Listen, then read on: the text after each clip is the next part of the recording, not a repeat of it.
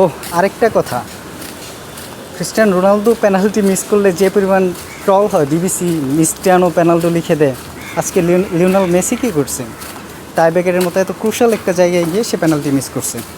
যাই হোক, ইকুয়েডের মতো একটা দল আর্জেন্টিনার বিরুদ্ধে 49% পজিশন হোল্ড করে রাখছে এবং 333টা কমপ্লিট পাস।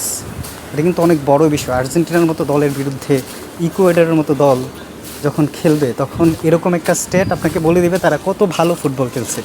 ইকুয়েডর যদি আজকে মিস না করতো, ইকুয়েডরের উচিত ছিল এই ম্যাচটা খেলাই জিতি না। তারা যদি পেনাল্টিটা মিস না করতো তাহলে হয়তো তারা ম্যাচটা বের করে নিয়ে আসতে পারতো। এটা পারে নাই, তারা একদম শেষ মুহূর্তে গিয়ে হেডে গোল দিবে, এটা পারে না। ইজি ইজি চান্স যখন আপনি আর্জেন্টিনার মতো দলের বিরুদ্ধে মিস করে ফেলবেন, তখন আপনি জিততে পারবেন না। কিন্তু এই আর্জেন্টিনা যে খেলা আজকে খেলছে, এই খেলা যদি কলম্বিয়া, উরুগুয়ে কিংবা ব্রাজিল কারোর সাথে খেলে, এই আর্জেন্টিনা কোনোভাবে কুলাইতেই পারবে না। এই আর্জেন্টিনা, আমি ওয়ার্ল্ড কাপে আর্জেন্টিনার যে ইউনিটি দেখেছিলাম, আজকে এই ইউনিটি মিসিং ছিল।